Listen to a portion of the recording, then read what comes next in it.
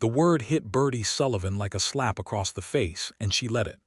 "Quiet," she said again, her voice low but certain, standing in the middle of Raymond Abbott's sprawling Texas ranch with the late afternoon sun beating down on them both like a judgment from God himself. "This place is too quiet, Raymond. Too still. Too dead." He turned from her slowly, the way a man turns when he is trying to hold something back, something big and wounded and terrifying, and his jaw tightened beneath the shadow of his hat brim. He had broad shoulders that had carried a decade of grief and a pair of gray eyes that had seen things no man should see alone, and right now those eyes were fixed on the dry, cracked earth at his feet as if he were looking for something he had lost there a long time ago. "You don't know what you're saying," he told her, and his voice was quiet too, deliberately quiet, the kind of quiet that was armor. "I know exactly what I'm saying." Birdie took one step toward him, just one, because she had learned in the last 2 weeks that Raymond Abbott was a man who needed space the way other men needed water. "I have been on this property for 14 days. 14. And in those 14 days I have not heard a bird singing near that porch. I have not seen a single flower, not one. There is nothing green here that wasn't already green when your cattle chewed it down to nothing. This whole place breathes like something that has given up." Raymond's head came up then, sharp and sudden, and there it was, the flash of pain behind his eyes, the thing he guarded with silence and stone walls, and too many acres of empty land between himself and the rest of the world. "This is a working ranch," he said flatly, "not a garden party." "I know what it is," Birdie said, "and I know what it was, and I think you do too, and that is exactly the problem." He stared at her for a long, electric moment. The wind moved between them, carrying the smell of dry grass and red dust and something older, something unspoken, and then Raymond Abbott did something she had not expected. He walked away. Not rudely, not in anger, though there was anger there somewhere underneath the controlled lines of his face. He walked toward the barn with his boots striking the hard ground in measured, deliberate steps, and he did not look back. And Birdie stood there in the too quiet yard of the Broken Spur Ranch with her heart hammering and her hands clenched at her sides, and she understood in that moment that she had touched something real, something buried, something that mattered enormously, and that was precisely why he was afraid of it. She had not come to Texas looking for Raymond Abbott, specifically.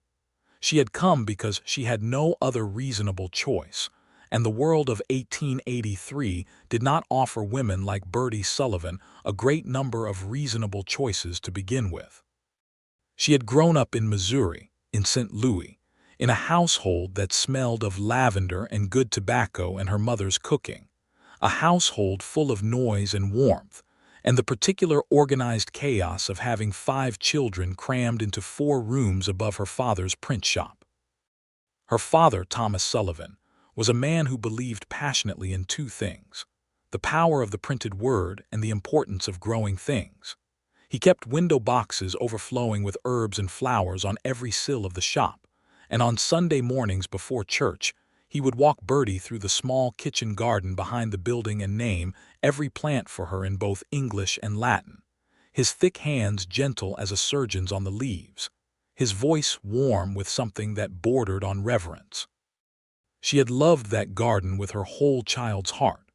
She had loved the act of pressing a seed into dark earth and waiting, trusting that something alive would answer back. When she was 22, the yellow fever took both her parents in the same hot August week, and the world went quiet in a way that felt permanent and unbearable.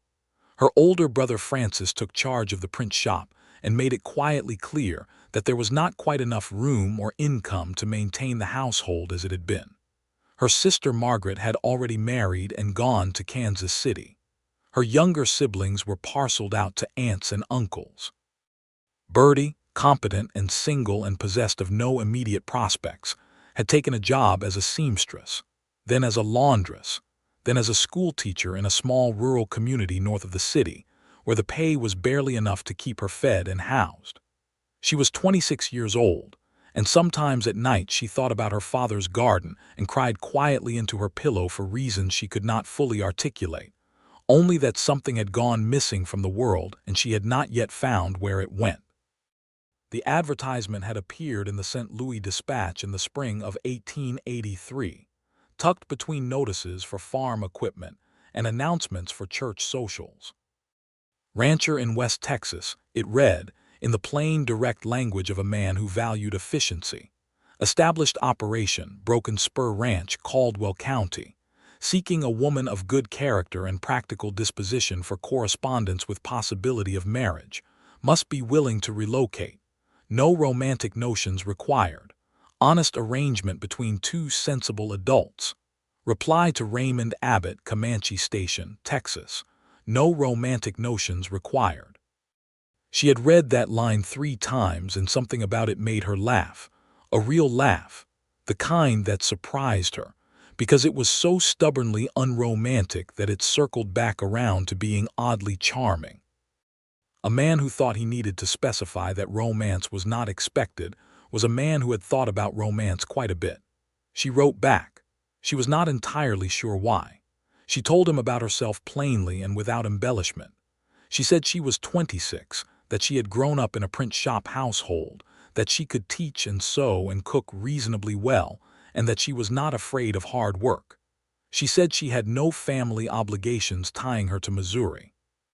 She said she had no romantic notions, which was nearly true, though she had a stubborn heart that occasionally disagreed with her practical mind on this subject. He wrote back in 11 days. His handwriting was careful and even, the handwriting of a man who had been taught well and took the teaching seriously.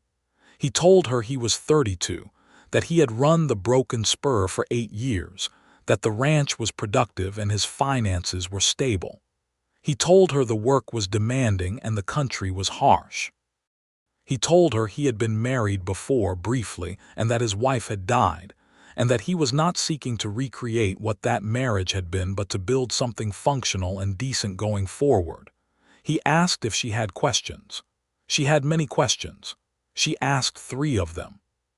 He answered all 3 in his next letter with the same careful evenness, and somewhere in the second paragraph of his response, she noticed that he had mentioned, almost as an aside, that the land around Comanche Station was the kind of country that got under your skin whether you wanted it to or not. And that statement, so involuntary and unguarded compared to everything else he had written, told her more about Raymond Abbott than 3 pages of careful prose had managed to convey. There was something under his skin. He just did not know what to do with it. They exchanged 8 more letters over 6 weeks. The letters were formal and practical, but Birdie had grown up in a print shop, and she understood that the most important things people communicated were often in the architecture of their sentences, the way a word was chosen over another word, the particular rhythm a person fell into when they were trying to say something true. She learned Raymond Abbott through his letters the way she might have learned a complicated piece of music, attending not just to the notes, but to the spaces between them. He was grieving. He was lonely in a way he would never admit.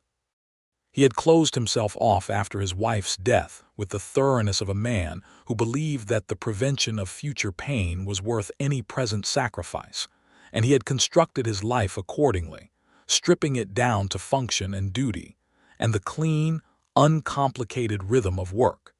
He had made himself into a machine for running a ranch because a machine could not hurt. She recognized this pattern with a clarity that startled her, because she had done something similar after her parents died, retreating into the disciplined structure of useful work and leaving no room for the kind of feeling that had no practical outlet. They were, she thought, 2 people who had learned to live without gardens. She accepted his proposal in her 9th letter and arrived at Comanche Station on the afternoon of June 3rd, 1883, on the Southern Pacific Line, with 1 large trunk, 1 small valise, and the particular courage of a woman who has decided that the known misery of staying put is worse than the unknown risk of moving toward something that might or might not be real. Raymond Abbott met her at the station. He was taller than she had imagined, lean and weathered in the way that Texas weather produced, with the kind of face that had been good-looking once and was now something better than that, more interesting, more lived in, the face of a man who had been shaped by hard things and had come out of them without becoming hard himself, or at least, not entirely. He held his hat in his hands when he came toward her across the platform, which she noticed because most men in her experience did not think to do that, and his handshake was firm and brief, and somehow told her everything his letters had suggested about him. "Miss Sullivan," he said. "Mr. Abbott," she said back. They looked at each other for a moment in the complicated silence of two strangers who have been corresponding for 2 months, and are now suddenly, remarkably real to one another. And then Raymond picked up her large trunk with the unhurried economy of motion that she would come to recognize as characteristic of him, and led her to his wagon. And they drove out of Comanche Station toward the broken spur with the Texas sky enormous and blue overhead, and the scrubland stretching out in every direction like a secret that refused to be kept. He had prepared for her arrival with what she could tell was considerable thought and effort. The ranch house was not large, a main room with a kitchen at one end and a sitting area at the other, 2 bedrooms off a narrow hall, a covered porch running the full length of the front, and it had been cleaned thoroughly and recently, the kind of deep cleaning that spoke of a man who did not ordinarily devote himself to domestic detail, but had forced himself to on this occasion out of respect for the woman who was coming. There were clean curtains on the windows. The floors had been scrubbed.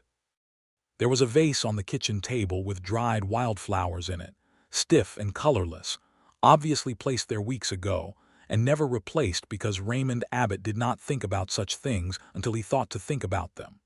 She found that vase both touching and heartbreaking in equal measure. The first week was careful and polite. They observed a formal distance that felt appropriate given the circumstances, 2 essentially strangers trying to determine the shape of a shared life. Raymond showed her the ranch operations with the methodical patience of a good teacher, the cattle operation, the well, the outbuildings, the hired hands who lived in the bunkhouse 100 yards from the main house. There were 2 full-time hands, an older Mexican man named Eduardo Reyes who had worked the broken spur since before Raymond took it over, and who greeted Birdie with a courtly nod and kind dark eyes, and a younger man from Tennessee named Cal Whitfield who was 20 years old and openly nervous around women in a way that Birdie found endearing. The ranch was productive, exactly as Raymond had said. The cattle were well maintained.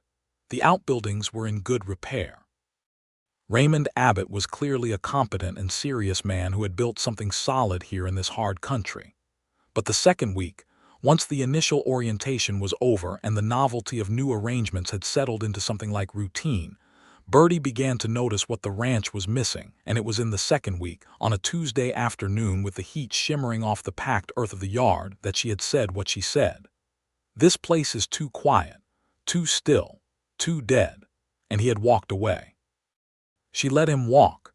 She was not a woman who chased, and she understood that what she had said had struck something deep in him that needed a moment to be struck without an audience.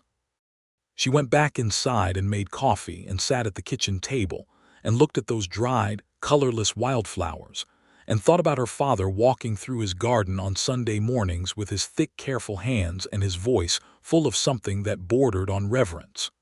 Raymond came in at sundown.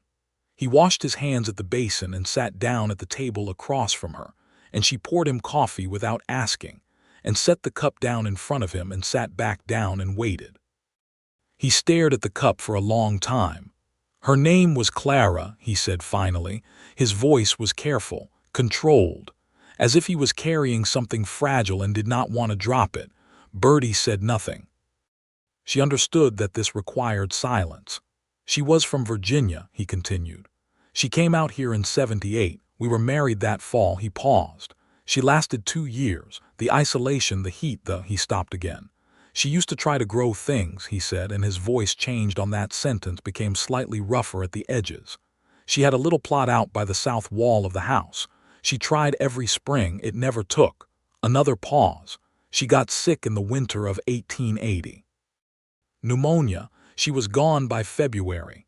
I'm sorry, Birdie said quietly. She used to say the same thing you said, Raymond told her, still looking at his coffee cup, that the ranch was too quiet. He finally looked up, and his gray eyes were the most unguarded she had seen them. I used to think she meant she wanted more conversation from me, and maybe she did. But after she was gone, I understood that she meant it literally. That something essential was missing from this place. He was quiet for a moment. I've been trying not to think about that for 3 years. Because thinking about it means she was right, Birdie said, and being right means the place failed her. Something moved across his face, brief and violent, and then it was gone and he was controlled again. But she had seen it, and she understood it completely. The place didn't fail her, he said, and there was a conviction in his voice that almost sounded like defiance. This is good land. It is good land, Birdie agreed. I'm not arguing that. I'm saying that good land and a living place are not always the same thing. A ranch that only produces beef is half a thing. The other half is the life that happens in the spaces that aren't about production. She looked at him steadily. Clara knew that. She was trying to build the other half when she died. The silence stretched between them like a rope pulled to its limit, and Birdie could feel the moment balanced on something terribly delicate, something that could tip either into breakthrough or into further fortification, and she did not know which way it would go, and she would not push it. Raymond Abbott stood up, picked up his hat from the peg by the door, and went back outside.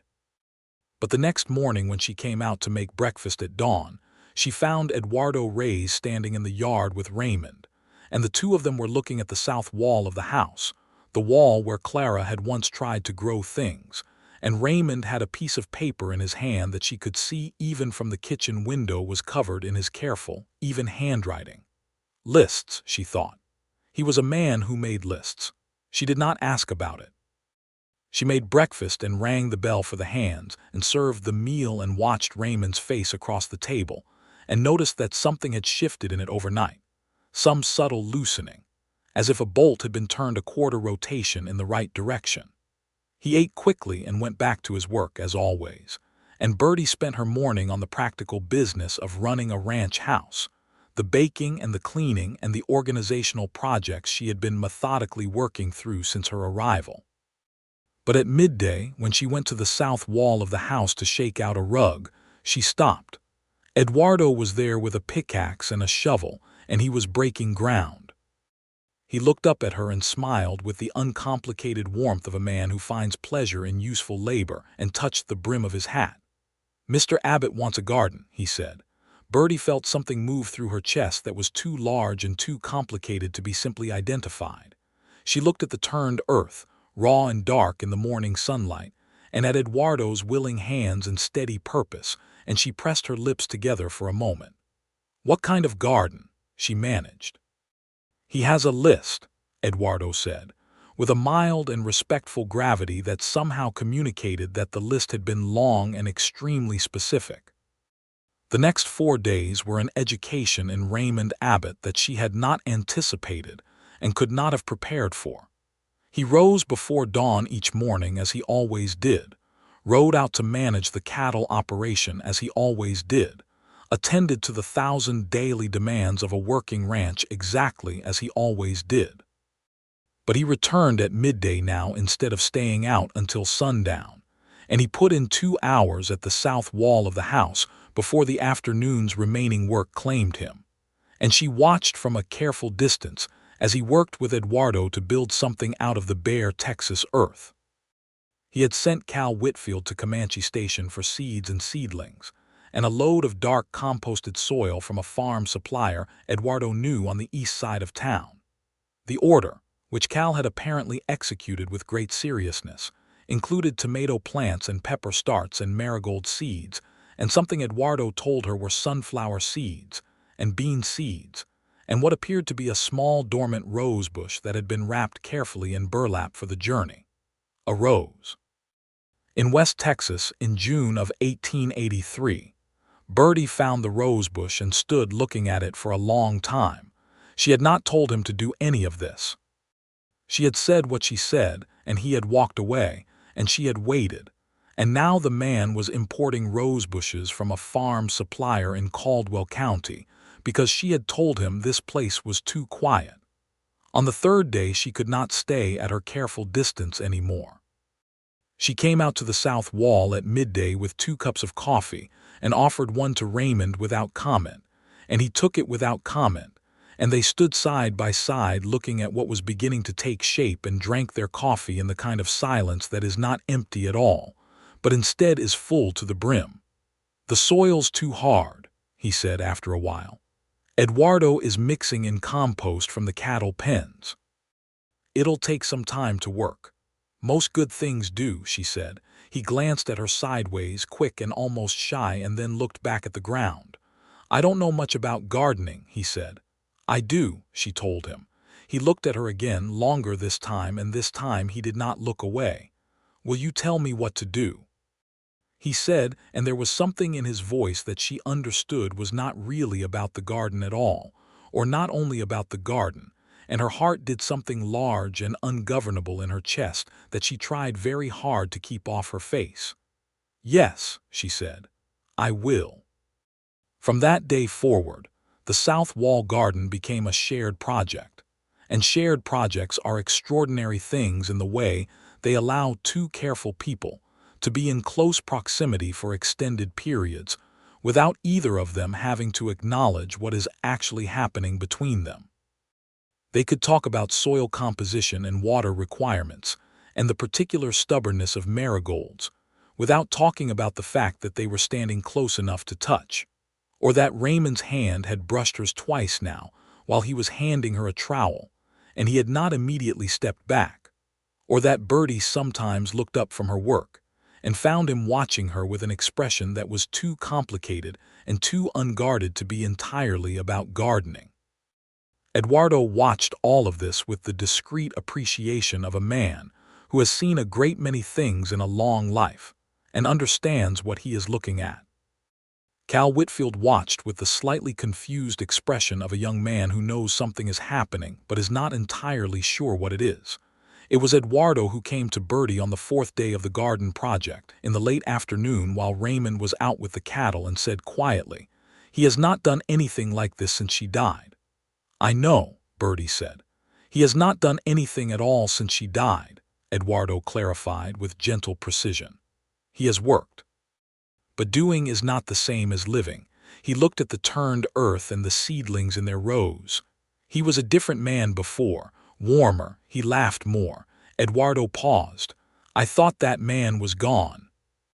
Birdie looked at the rosebush they had planted that morning, small and dormant, and stubbornly committed to living despite every obstacle the Texas climate intended to put in its way. "He is not gone," she said. "He just needs someone to remind him where he left himself." Eduardo nodded as if this was the most sensible thing he had heard in years.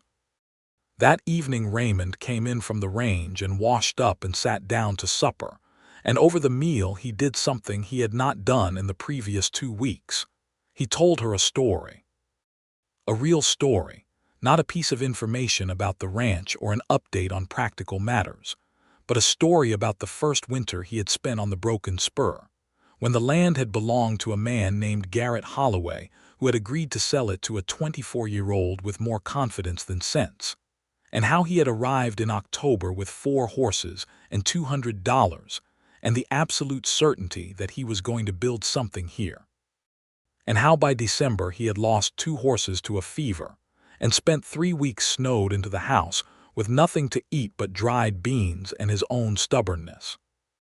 He told it with a dryness that was almost humor, and at the end Birdie laughed, genuinely and freely, and Raymond looked at her laughing with an expression on his face that was so completely unguarded that she had to look away because looking at it straight on was too much. "You must have been terrified," she said. "Completely," he agreed, and there was something almost comfortable in his voice now, as if saying true things had gotten easier in the last week. "I was 24 years old and I had signed papers for a piece of the most unforgiving country in the state of Texas, and I was stuck in it alone in December with nothing but beans and the certainty that admitting I had made a mistake was a worse option than continuing. "Is that stubbornness?" she asked, genuinely curious. "Or courage?" He thought about it for a moment, and she loved that he thought about it, that he did not answer reflexively. "I think they're often the same thing wearing different clothes," he said finally. She thought about that for the rest of the evening. She lay awake that night in her narrow bedroom with the Texas stars blazing through the window, and thought about stubbornness and courage, and the particular bravery of a man who decided, in the face of 3 years of self-imposed silence and grief and emptiness, to break ground and plant something because a woman had told him the truth and trusted him enough to walk away afterward.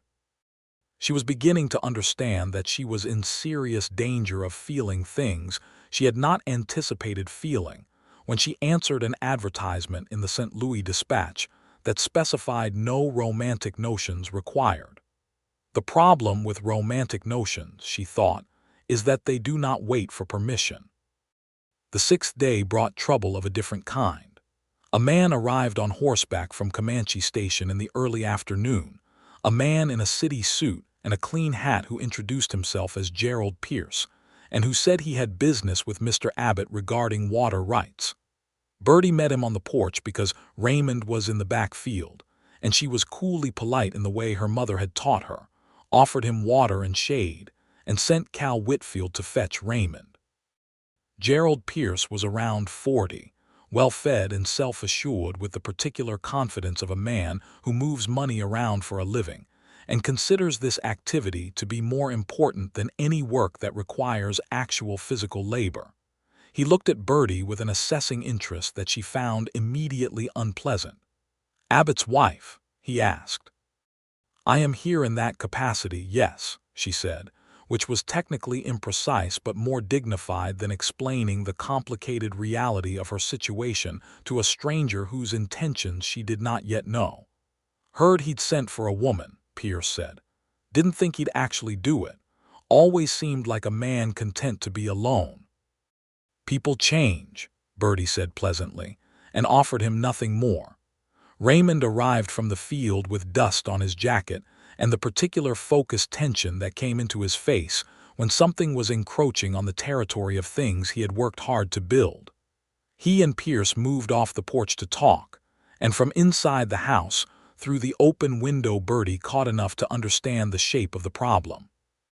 Gerald Pierce owned a significant portion of the land east of the Broken Spur, and he had recently acquired, through a series of transactions that Raymond clearly regarded with deep suspicion, the water rights to a creek that ran along the eastern boundary of Abbott's range.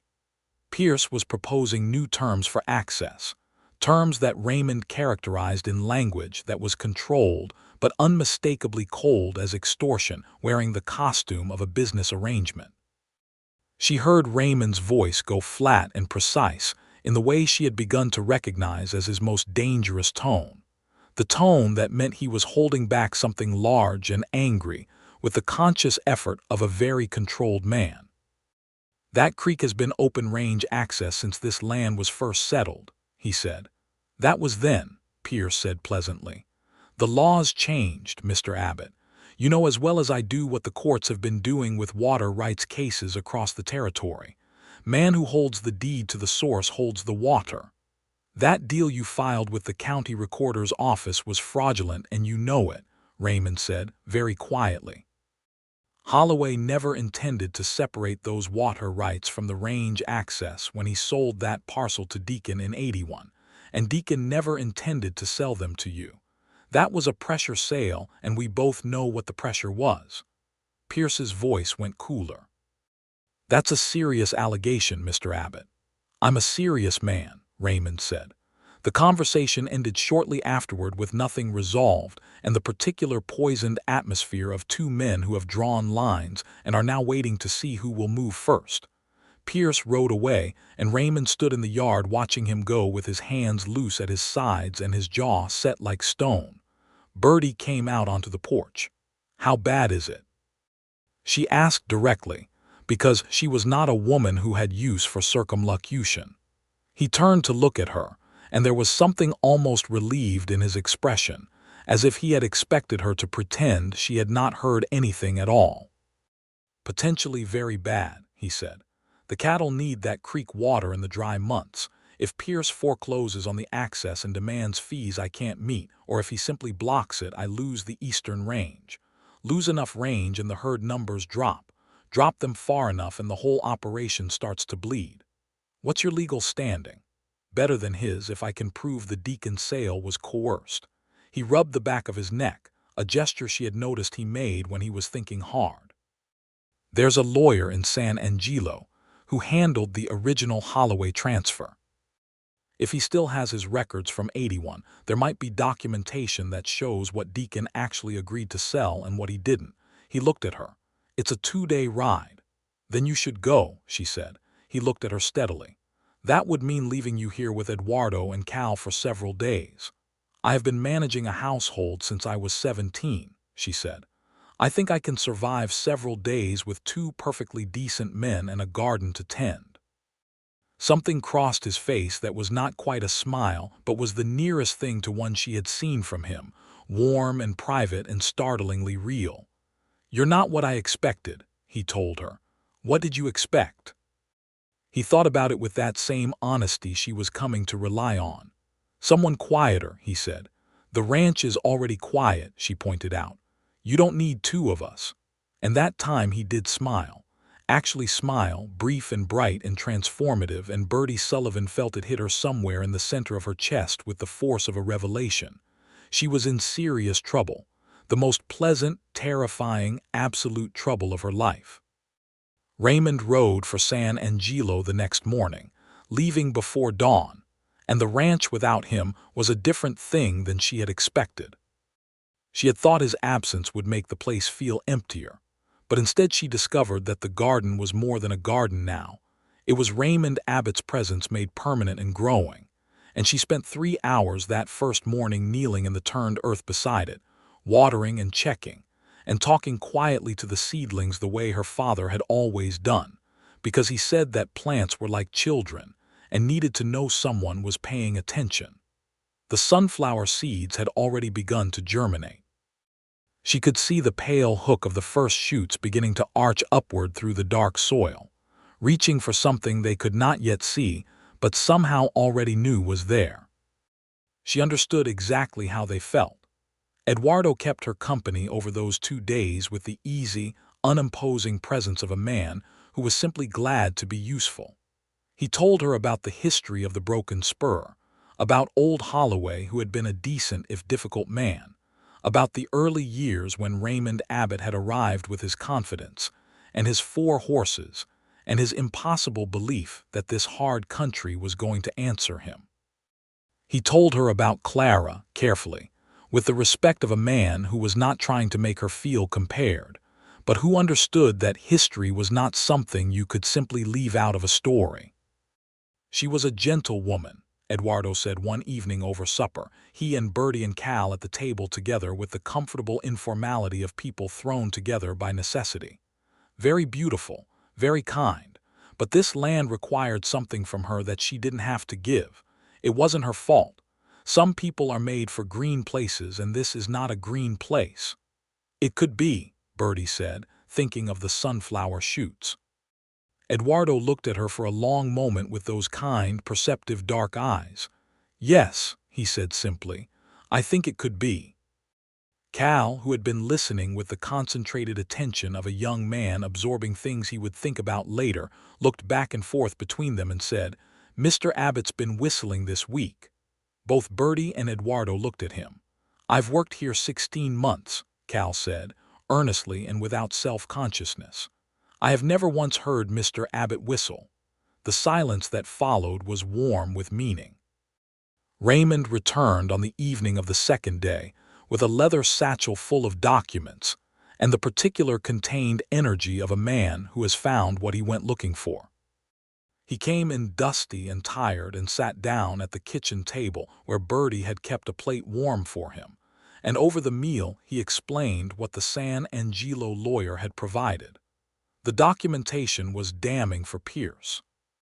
The original agreement under which Deacon had purchased the eastern parcel from Holloway in 1881 included an explicit covenant preserving the existing range water access for all adjacent landowners, a covenant that Pierce had either not known about or had gambled the county recorder would not closely examine when he filed his fraudulent deed transfer.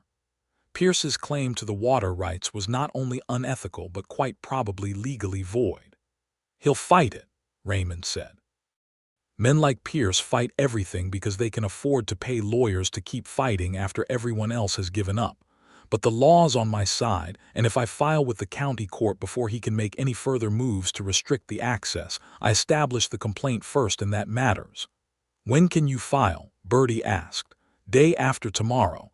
I need to be in Comanche Station at the county seat when the clerk's office opens." She nodded. Then she said, "The sunflowers are germinating." He stopped, looked at her, and the expression on his face, tired and relieved and grateful, and then suddenly surprised by the relief that crossed it when she mentioned the garden, told her everything she needed to know about what the garden actually meant to him. "Already," he said. "3 of the 6 seeds at least," she told him. "Maybe 4. Eduardo says the soil temperature is good for them right now." Raymond set down his fork and looked at the table for a moment.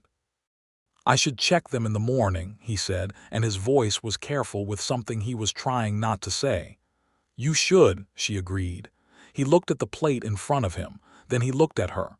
"Thank you," he said, "for tending them while I was gone."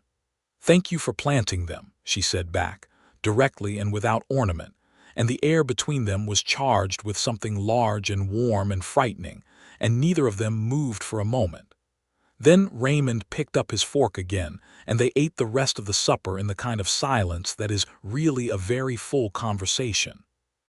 The county clerk's office sorted things out over the following week in the practical, procedural way of legal institutions, and Gerald Pierce, confronted with the covenant documentation and the formal complaint Raymond had filed, retreated with the speed of a man who had been making a calculated bet and had just found out the calculation was wrong. His lawyer sent a letter suggesting his client was willing to acknowledge the existing water access covenant in exchange for Raymond's agreement not to pursue damages for the period during which Pierce had been threatening to restrict the access. Raymond discussed the letter with Birdie at the kitchen table in the evening, laying it out between them as if consulting a partner. She noted this. She noted it very carefully and felt something warm and significant move through her. "Take the agreement," she said after reading the letter. "You don't need damages. You need the water access and the certainty that the threat is removed. Pierce isn't going to trouble you again. He'll look for easier targets." "You're probably right," he said. "I usually am," she said pleasantly, and he made that sound again, the one that was almost a laugh, warm and involuntary, and she decided that she would spend a significant portion of the rest of her life trying to produce that sound from him as frequently as possible, because it was the best thing she had heard in years. The garden was growing. By the end of the first full week since Raymond had broken ground, the tomato plants were establishing themselves in the rich amended soil with the determined vigor of things that have been given exactly what they needed after a long deficiency. The sunflowers were an inch out of the ground, pale green and urgent.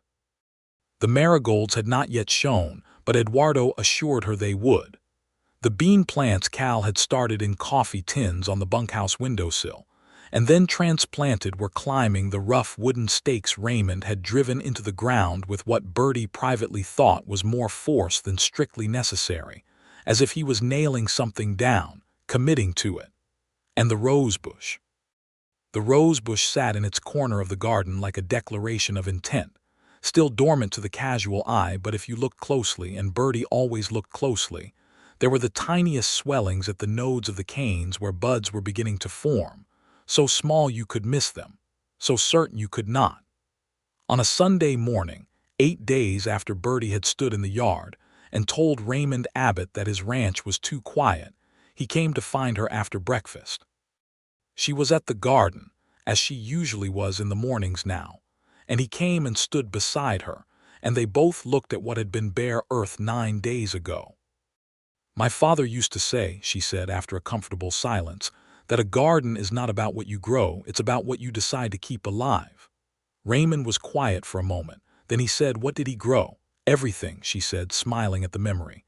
"Every urban flower he could lay hands on. He had window boxes all up the print shop. He said it was important that the people inside could look out and see something alive."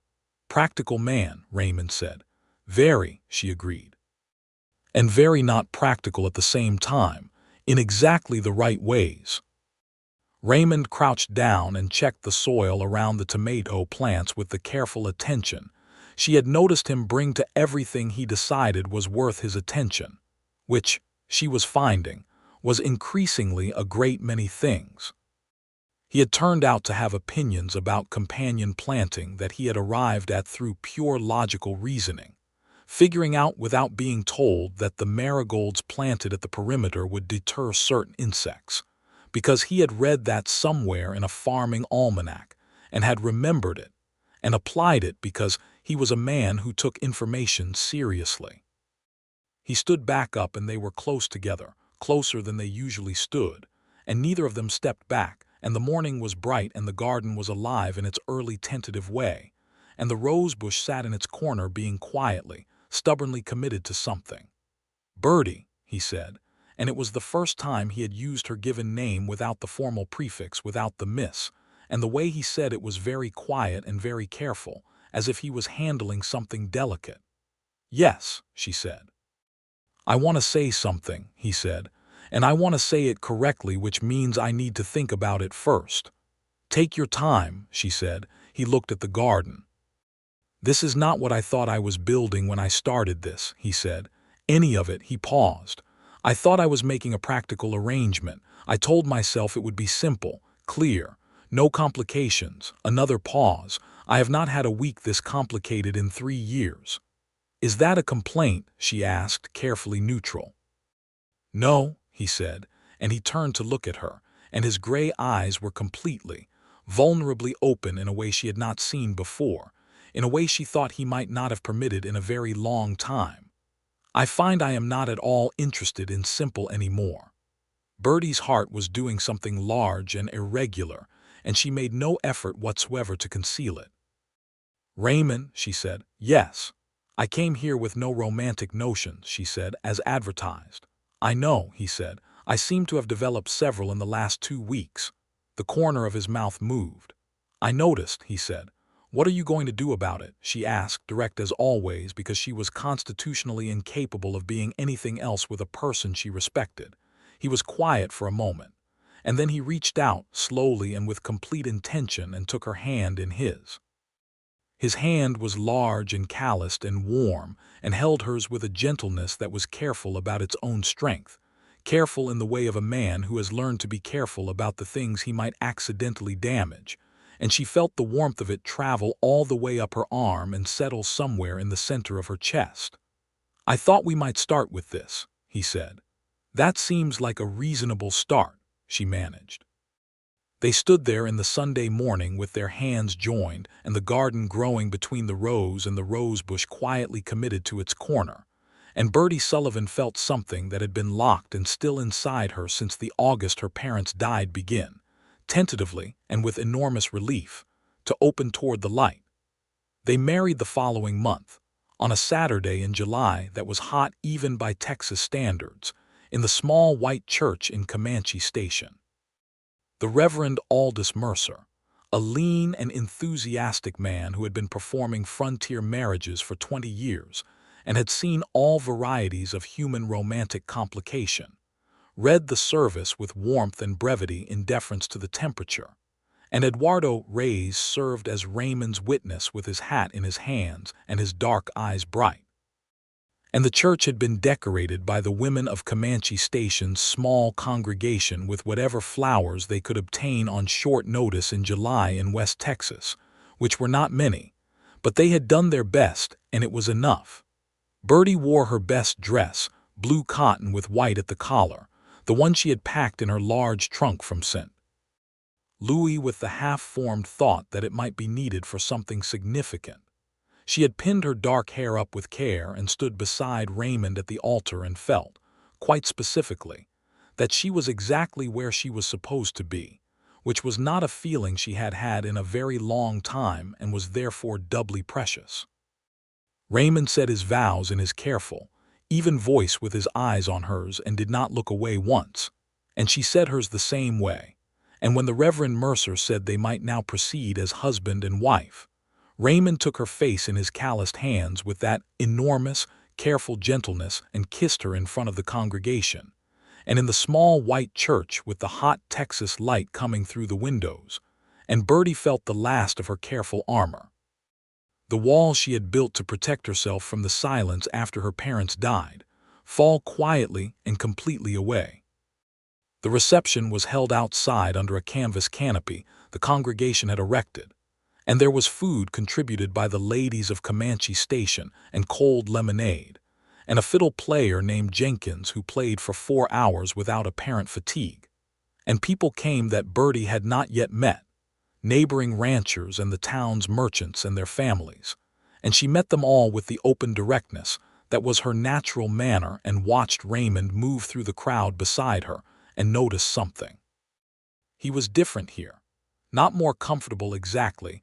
Raymond Abbott was never a man for whom social occasions were entirely comfortable, but he was present in a way that was new. He introduced her to people with a quiet pride that he made no attempt to conceal. He kept her within arm's reach in a way that was not possessive but protective, a distinction she appreciated, the difference between a man who wants to contain a thing and a man who wants to make sure a thing is all right. Mrs. Hargrove, the wife of the neighboring rancher to the north, a large, comfortable woman with kind eyes and a forthright manner, took Birdie's hands in hers at one point and said, "Lord, girl, do you know how worried we have been about that man?" "I'm beginning to," Birdie said. "He has had the lights off in that house for 3 years, Mrs. Hargrove said, with the specific metaphor of a woman who means this precisely. "When I heard he had sent for someone I thought, well, maybe, but I've known Raymond Abbott since he came to this country, and I was not entirely sure he remembered how to let anyone in." "He remembered," Birdie said. Mrs. Hargrove squeezed her hands and looked at her with the particular warmth of an older woman who knows what she is looking at. "He planted a garden," she said. "Hargrove told me. Eduardo mentioned it in town. Raymond Abbott planted a garden." She shook her head with something that was almost wonder. "That man has not touched that south wall since Clara died." "I know," Birdie said softly. "You must have said something extraordinary to him." "I just told him the truth," Birdie said, "and then, because it felt exactly right, and trusted him to do something with it." The summer deepened and the garden grew with a speed and enthusiasm that felt almost reciprocal, as if the earth had been waiting for exactly this and was relieved to finally have something to do. The tomatoes produced beyond any reasonable expectation for a first-year garden in that soil, large and red and warm from the sun, and Birdie made sauce and put it up in jars and made fresh salads, and once, on a quiet Sunday afternoon, ate a tomato still warm from the vine standing in the garden with Raymond, and the simple joy of it was enormous. The sunflowers were the achievement that got talked about. They grew to heights that Eduardo declared were unprecedented in his experience of West Texas gardens, great tall golden-faced towers that turned toward the sun with a devotion that Birdie found philosophically instructive. And when they were at their peak, the south wall of the Broken Spur ranch house was transformed from a blank expanse of weathered wood to something vivid and alive and utterly changed. And Raymond stood looking at them on an August evening with the sunset behind them making everything gold and warm, and his face had an expression on it that she recognized now. It was the expression he wore when he was feeling something large that he did not yet have words for. She came and stood beside him and took his hand, and he held it, and they looked at their sunflowers together. "My father would have approved," she said. "I hope so," he said. "I'd like to have met a man who raised someone like you." She looked at him sideways. "That is the most romantic thing you have ever said." He considered this. "I have more," he said. "More what?" "More things of that variety," he said, with the dry precision of a man who has been thinking about this. "I have been practicing." She laughed, genuinely and fully, And he turned to look at her, laughing with that expression he got that was so unguarded and warm and real. And then he pulled her close and kissed her hair, and she leaned into the solid warmth of him and felt the evening settle around them both like something resolved. The rosebush bloomed in September. She found the first bud one morning, a small closed fist of deep red that had appeared overnight with the resolute punctuality of something that had always intended to arrive, only needed to be given the proper conditions and the patience. She called for Raymond from the porch, and he came from the barn at a pace that was not quite a run but was faster than his usual unhurried stride, and they stood over the rosebush together and looked at the bud and then looked at each other. "Against all odds," he said. "Nothing against them," she said firmly. "Just the right soil and the right care and the right amount of time." He put his arm around her shoulders and she leaned into him, and they were quiet for a moment. And the morning was cool for the first time in months, the first touch of the approaching fall, and the garden around them was at the end of its summer abundance and beginning its seasonal retreat, but it was there, it existed, it had been proven possible. "Next spring," he said. "Next spring," she agreed, and the two words carried in them all the meaning of two people who have decided, without formality or ceremony, that they are doing this together going forward, that the future is a shared project like the garden, full of things not yet planted but already decided. The fall brought its own demands, the cattle work intensifying toward the end of the grazing season, the preservation and laying in that the ranch house required before winter, the practical business of two people building the infrastructure of a shared life. But there was a quality to the household now that had not been there in June, a warmth that was more than the cook stove, a sound that was more than the wind outside, the sound of two people who have found each other genuinely funny, who stay up later than they need to because the conversation is good, who bring things to each other without thinking about it. A cup of coffee, a book left open to a good page, a question asked simply because the other person's opinion is wanted and trusted. Raymond had started whistling again. Cal Whitfield mentioned this to Eduardo with the reverence of someone reporting a significant historical event, and Eduardo responded with the equanimity of a man who had expected exactly this outcome. In November, Birdie told Raymond that she was expecting. She told him at the kitchen table in the morning, direct as always, because she had learned that directness was the currency they dealt in best. And she watched his face go through several things in quick succession: surprise, which he managed in about 2 seconds, and then something else, something that welled up through all his careful control and came through anyway, something that looked very much like joy, uncomplicated and complete. He reached across the table and took both her hands in his and held them and did not say anything for a moment, and when he did speak his voice was not quite steady. "Are you well?" he asked, meaning many things at once. "Completely," she told him. "I am perfectly well and entirely happy and deeply, seriously in love with you, Raymond Abbott, which I think you should know because I have been trying to tell you with various amounts of directness for 4 months, and I want to be absolutely clear about it now." He looked at her for a long moment with those gray eyes that had been armored and guarded and empty when she met him, and were none of those things now. "I am deeply, seriously in love with you," he said back, with the careful precision of a man who chooses every word deliberately and means every word he chooses.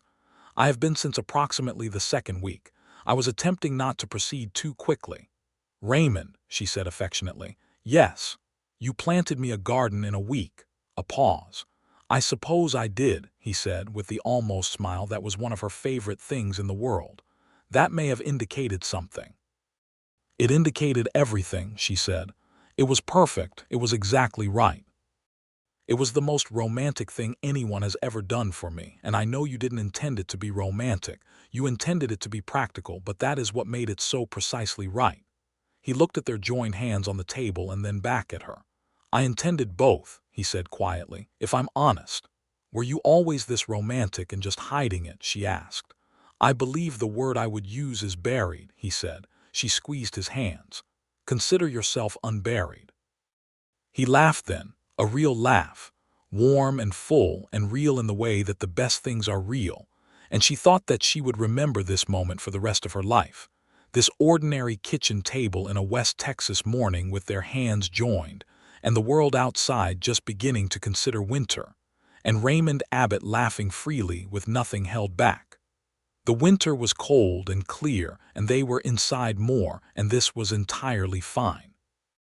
Raymond had accumulated a good library for a man in a remote location, and they read in the evenings by the lamp, sometimes aloud to each other, and had arguments about books that were thoroughly enjoyable and resolved in the way that the best arguments resolve, not with a winner, but with both people understanding something they had not before.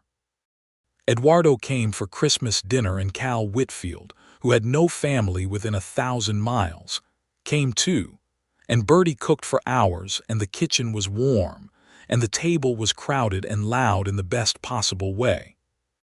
After the meal, with Cal half asleep in his chair and Eduardo and Raymond in low conversation by the fire, Birdie sat at the kitchen table with her hands wrapped around her coffee cup and listened to the sound of the house and thought about the first time she had come here, 14 days into her arrival, and stood in the yard and said what she said.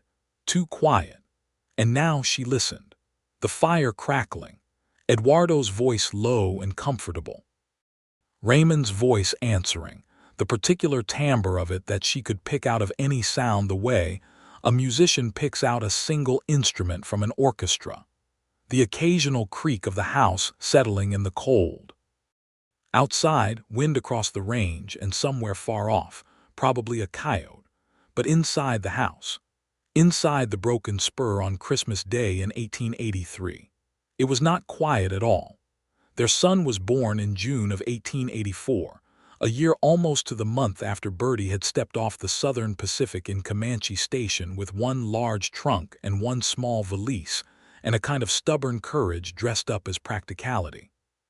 They named him Thomas for her father, and he arrived into the world with the robust confidence of someone who had decided the world was a fine place, and he intended to take full advantage of it. Raymond, who Birdie had half expected might become formal or distant in the face of fatherhood the way some men did, treating it as another thing to manage from a respectful distance, was instead thoroughly undone in the most wonderful way. He held Thomas with the same careful, enormous gentleness with which he held everything he did not want to accidentally damage, and he sat with him in the evenings after supper with a quiet concentration that Birdie watched from across the room with a love so large it was sometimes difficult to contain in her ordinary body. "He looks like you," Raymond told her one evening. "He has your hands," she said. "His hands are the size of walnuts," Raymond said. "Still," she said, "your hands." He looked down at the sleeping Thomas in his arms, and his expression was one she had learned to recognize over the last year, the look he wore when he was feeling something that exceeded his capacity to articulate, and she did not ask him to articulate it because she understood it completely. The garden that second spring was something altogether different from the first year's tentative beginning. Birdie had spent the winter months planning it with the thoroughness of someone who knew what they were doing now and intended to do it properly. And Eduardo had helped her design a proper irrigation system, using a gravity-fed channel from the water barrel that would make the watering more efficient through the dry summer months. Raymond had built a low stone wall around the perimeter over the winter months, working at it in the short daylight hours of January and February, with the dedicated patience of a man who has decided this matters and is going to do it right. The rosebush had not only survived the winter but had put on significant new growth by March, and Birdie had pruned and trained it along a section of the new stone wall, and by May it was covered in deep red blooms that were visible from halfway across the yard, and that Eduardo said were the finest roses he had seen in this part of Texas, without exception. They expanded the vegetable section and added a proper herb garden at one end, basil and thyme and sage, and the particular rosemary that Birdie had brought from a supplier in San Antonio, because the memory of her father's window boxes full of herbs was something she had been carrying since August of 1877, and she intended to put it down somewhere solid and permanent. Neighbors came to see it. Mrs. Hargrove came twice and spent both visits with her hands on her hips making observations that were 3 parts admiration and 1 part proprietary satisfaction, as if she felt entitled to some credit for the general improvement of Raymond Abbott's circumstances. Jenkins the fiddle player came by one afternoon with his wife and their 4 children, and the children ran through the garden with the irreverent delight of children who have never seen a rosebush, and the Jenkinses ate supper with the Abbotts, and it was loud and full and completely magnificent. Raymond watched Birdie across the table during that supper with his gray eyes warm and entirely unguarded, and she caught him at it and raised an eyebrow, and he did not look away or pretend he had been looking at anything else. He simply held her gaze with the calm certainty of a man who has no reason to hide what he is feeling and no remaining desire to do so. She loved him with her whole, undefended heart, and the knowledge of this was not terrifying anymore. It was simply true.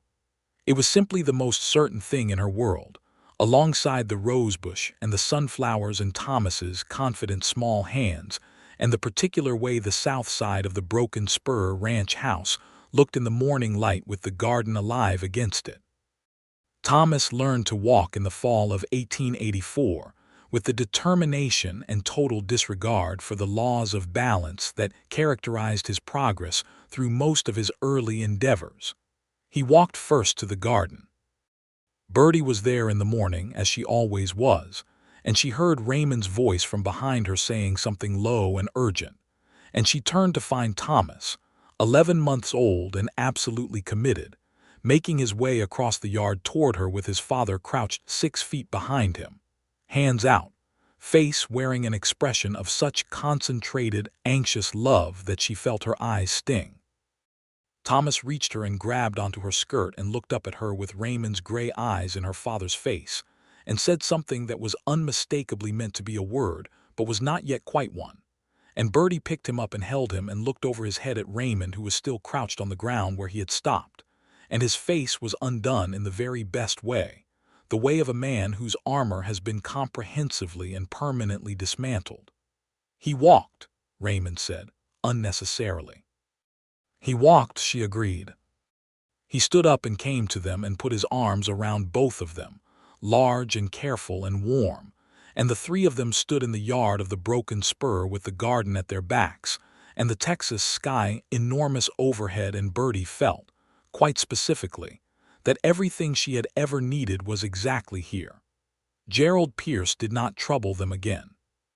He had moved his operations further east, toward the growing railroad traffic, and the Eastern Range water access was confirmed and undisputed by the Caldwell County Court in the spring of 1884. The Broken Spur was financially sound and growing more so as Raymond's management, and the reliable water supply allowed him to run more cattle on the Eastern Range than he had been able to the previous years. They hired another hand in the spring, a quiet man from New Mexico named Ortega, who was Eduardo's nephew, and who proved to be as reliable and good-natured as his uncle.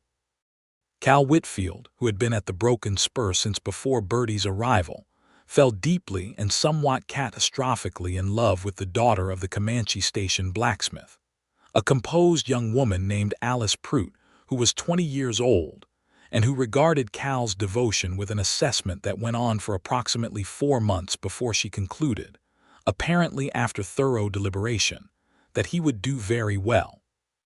They married in the spring of 1885, and Birdie attended the wedding, and found that she had the particular satisfaction of a woman who has watched something tender and uncertain resolve itself into something solid and joyful. The garden by 1885 was a genuine wonder. People in Comanche Station talked about it. Mrs. Hargrove had started her own garden the previous fall, crediting Birdie's advice, and 2 other ranch wives had followed, And there was something happening in the community that Birdie recognized with deep pleasure as the spreading of a particular kind of beauty outward from a center. The way light works, the way music works, the way one person who decides to keep something alive can eventually change the texture of the world around them. She wrote an article about frontier gardening and sent it to the San Antonio Express, not expecting much, and was surprised when they published it, and then surprised again when the volume of letters that came back indicated that there were a great many women in hard West Texas country who had been wanting exactly this information and had not known where to find it. She wrote 3 more articles over the following year, practical and specific and full of the particular authority of someone who has done the thing rather than merely theorized about it. Raymond read each article before she sent it and offered comments with the seriousness of a man who takes his wife's work as seriously as he takes his own, which was the only approach she would have accepted and also happened to be his natural approach, which was one of the many reasons she considered herself irreversibly, completely fortunate. In the winter of 1885, sitting in the warm lamplight of their main room with Thomas asleep in his bedroom, and the house settled into its evening quiet around them, Raymond looked up from the farming journal he had been reading and said, without preamble, "I want to tell you something." "Tell me," she said, setting down her own reading. "3 years ago," he began, "after Clara died, I decided that the thing to do was to make myself into something that couldn't be touched by loss, to reduce everything to function, work, management, production. The ranch as a machine and me as the machine's operator." He paused, looking at the journal in his lap rather than at her. "I was very good at it. I thought I had solved something. I thought I had found a way to live that worked." "I know," she said quietly. "You did not find a man who had it solved," he said, and now he did look at her, with complete steadiness and the particular vulnerability that courage looks like in a person who is not naturally prone to it. "You found a man who had buried everything that mattered and called the grave a foundation, and you looked at what he had built and you said, 'This is not enough.'" "I said it was too quiet," she said. "You said it was too quiet," he agreed. "And I walked away because you were absolutely right and I was terrified." He paused. "And then I came back in and planted a garden because there was a part of me that had been waiting for someone to say it out loud. Some part of me that knew what the place was missing and had simply stopped believing anyone would ever come and name it." Birdie was quiet for a moment. "I did not come here planning to name anything," she said honestly. "I came here because I had run out of other options and I was trying to be practical." "I know," he said. "And then I arrived and you had put dried flowers in a vase and they were colorless and stiff and clearly placed there weeks before and never replaced. And I understood immediately that you had tried," she said, and her voice was steady but warm. "You had tried to make the place welcoming. You just didn't know how to keep trying once you'd started." He was very still. "I wanted to take care of those flowers from the moment I saw them," she told him. "I wanted to replace them with something living. And I think that desire told me something important about what we might be able to build, even before I knew you at all." Raymond set down his journal and reached across the space between their chairs and took her hand. And they sat like that for a long time in the warm lamplight with the winter outside and the garden dormant under its thin layer of frost and Thomas sleeping soundly down the hall. And the house was full of all the things it had once lacked, warmth and sound, and the presence of people who had chosen each other with eyes open and hearts offered freely and no defenses, remaining worth the effort of maintaining. "Thank you," he said very quietly. "For what?" she asked. "For telling me the truth," he said. "For not letting me hide in my own silence." "Thank you for listening," she said. "For not staying walked away." He brought her hand up and pressed his lips to her knuckles in the old-fashioned way that was entirely natural to him, entirely without self-consciousness, and she felt the warmth of it travel through her as it always did, as she suspected it always would. "I have no plans," he said, with the dry understatement that she adored in him, "of staying walked away." "Good," she said, "because I have several more years of gardening opinions and I intend to share all of them with you." He laughed, and the sound of it filled the warm room completely. By the spring of 1886, the broken spur garden was 3 years established, and the rosebush had grown to a size that required its own support structure, which Raymond had built over the winter from cedar posts and wire in the manner Eduardo's wife in a town to the south had written to describe, a method she had seen in a magazine from the east. The rosebush in full bloom in May of 1886 was something that stopped people in their tracks. Deep red and extravagant and improbably, stubbornly alive in the West Texas country where it had no business being as magnificent as it was. Birdie was pregnant again, and this time she told Raymond while they were standing in the garden on a May evening with the roses blazing around them, and she watched his face go through its beautiful complicated sequence and arrive at joy and stay there. When? He asked. December, she said. Thomas will be 2.5, he calculated, immediately and involuntarily, because he was a man who thought in practical terms, and it was one of the things she loved best about him. He will be delighted, she said, after the initial territorial objections. Raymond put his hands on her face in the way he had from the very first time he kissed her, gentle and certain and entirely present, and she leaned into the solidity of him and felt the roses around them and the sun going down over the Texas range and the house behind them with its lights on, its windows warm, its south wall transformed from bare weathered wood to something vivid and alive and full of growing things. I want to put in an orchard, he said, against her hair. She laughed. An orchard. The soil on the north slope is right for it, he said. Eduardo and I have been looking at it. Apple trees do well in this elevation if you manage the water right. Peach too, possibly. Raymond Abbott, she said. Yes. When you decide to do something, you commit. Always, he said. And then, with the quiet certainty that was the most characteristic thing about him, always and completely. Their daughter was born in December of 1886, small and fierce, and immediately opinionated about everything from feeding schedules to the particular light quality of the room she was placed in. And they named her Eleanor, for Raymond's mother. And Thomas regarded her for the first several weeks with the deep suspicion of a child who suspects he is being outmaneuvered, and is not yet sure by how much.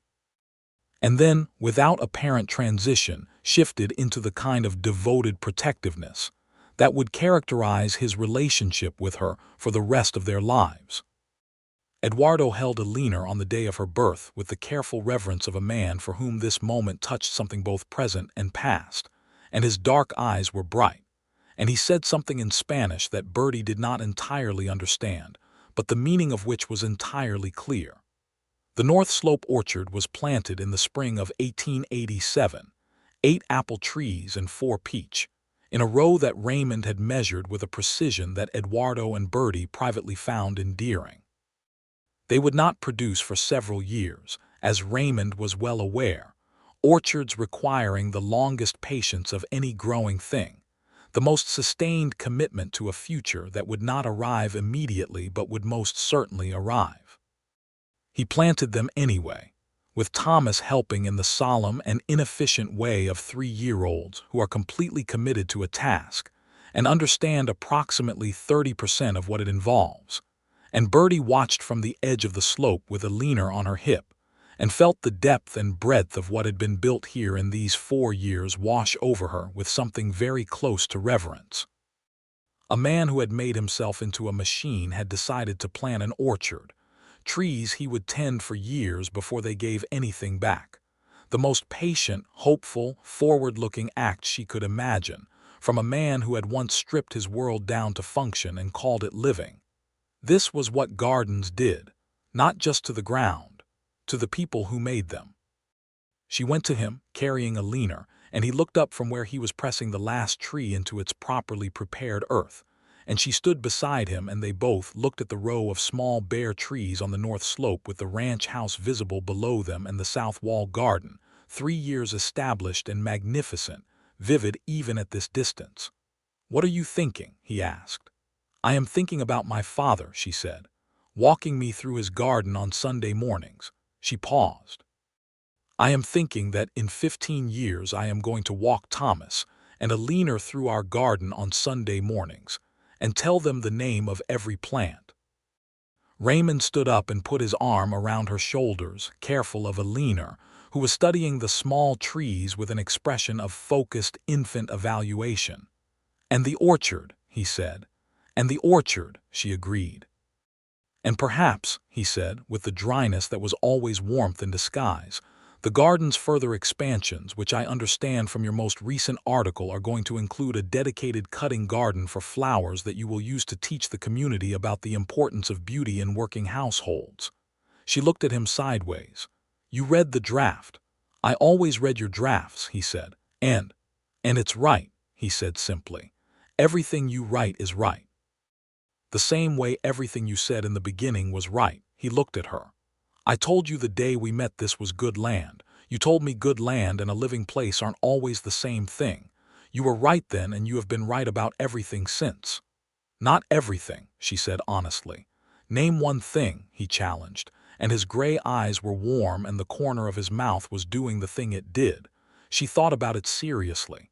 "The beans in the east bed," she said. "I was overconfident about the soil amendment and they struggled all summer." He considered this. "That is the most modest thing you have ever said," he told her. "I am a modest person," she said. He looked at her with complete love and complete amusement and said absolutely nothing, which was, she thought, exactly the right response. Alina made a sound that indicated she had completed her evaluation of the orchard and found it satisfactory, but was now ready to proceed to other matters. And Birdie shifted her and they walked back down the slope toward the ranch house, the three of them, with the spring afternoon golden around them and the sound of the range, the wind and the cattle and far-off Cal Whitfield calling to someone, and it was not quiet. It was not quiet at all.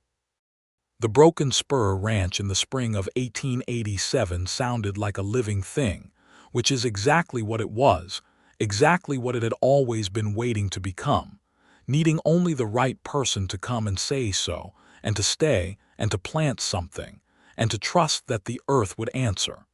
It had answered.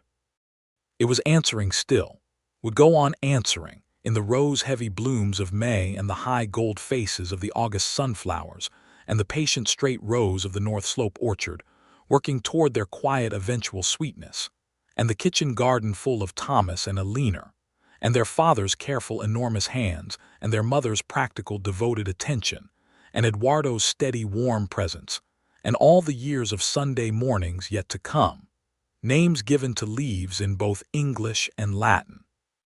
The whole warm living inheritance of people who had decided to keep things alive. It was not what Raymond Abbott had advertised, not a practical arrangement between two sensible adults with no romantic notions required. It was something far less controllable and far more real, two people who had both survived loss by stripping themselves down to function, and had found each other and recognized in each other the exact same hiding, and had chosen, one garden and one honest word at a time, to come back to the surface. She had told the rancher his ranch was too quiet. And within a week, he had planted a garden for her. And in the doing of it, he had planted everything else too, the marriage and the children and the orchard and the years of Sunday mornings, and the particular warm sound of the Broken Spur ranch house in the evening with the lamps lit and the family inside and the roses climbing the stone wall outside and the sunflowers turning their great patient faces toward whatever light was available, trusting entirely, the way the best love trusts, that the light would keep coming. It would. It did. It always would.